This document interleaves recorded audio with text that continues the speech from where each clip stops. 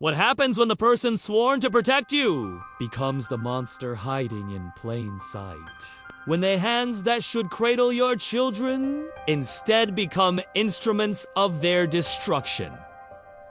This isn't just another true crime story. This is a descent into darkness, and a forensic pursuit of justice that would eventually reveal truths more horrifying than any investigator could have imagined. In the quiet mountains of Washington state, 3 little girls learned the ultimate betrayal. At the hands of their own father, a man who smiled 4 police cameras just 72 hours before committing the unimaginable. If you've ever trusted someone completely, only to discover the monster lurking beneath the mask, you understand why what comes next is Yuanti just about crime scene analysis. It's about cosmic justice served through forensic science and relentless investigation. Hit that subscribe button and join our community of justice seekers, because today's story will test everything you believe about human nature and the lengths authorities will go to find closure for 3 innocent voices silenced too soon. But look closer at the body cam footage released by Wenatchee police. Notice how he leans against his white GMC Sierra truck, arms crossed defensively. The way his eyes dart around the parking lot rather than maintaining contact. The subtle tension in his jaw when discussing insurance. Here, what makes this moment so chilling in hindsight? This man already knew what he was going to do. In just 72 hours, he would pick up his daughter's 9-year-old Paityn, 8-year-old Evelyn, and 5-year-old Olivia 4.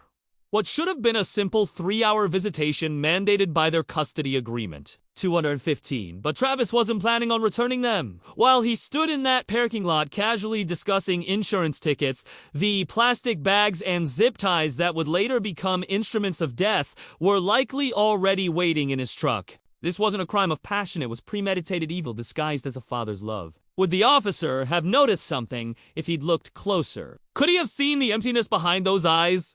The calculation? The darkness where a father's love should have been?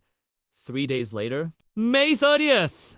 The girls happily climbed into their father's truck, expecting a routine visit. What they did not know was that their father had been researching how to relocate to Canada and jobs in Canada in the days leading up to their visit. 15 instead of a father-daughter outing. He drove them to the remote Rock Island campground near Leavenworth, a place known for its stunning natural beauty that would soon become the backdrop for unimaginable horror.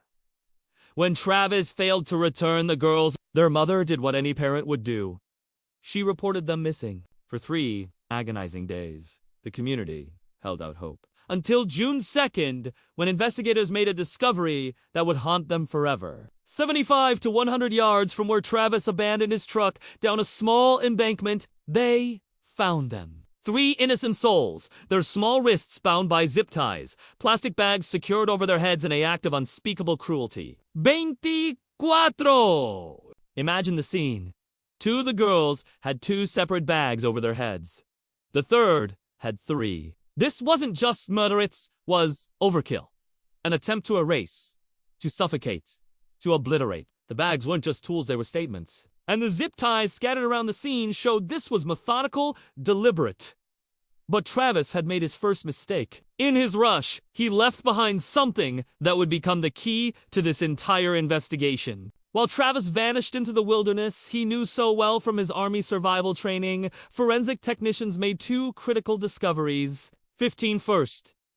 Bloody handprints on the tailgate of his abandoned truck. Second, the plastic bags and zip ties left scattered around his daughter's bodies. 4 weeks, as search teams scoured the treacherous terrain with drones, cadaver dogs, and swiftwater rescue teams. The Washington State Crime Lab worked silently on these items. Cuatro!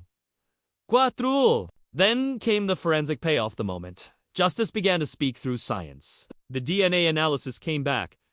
Perfect matches for Travis Decker were found on both the plastic bags and the zip ties. But crucially, and this is what makes this case so definitive, the analysis found unknown DNA on these items. Only Travis's.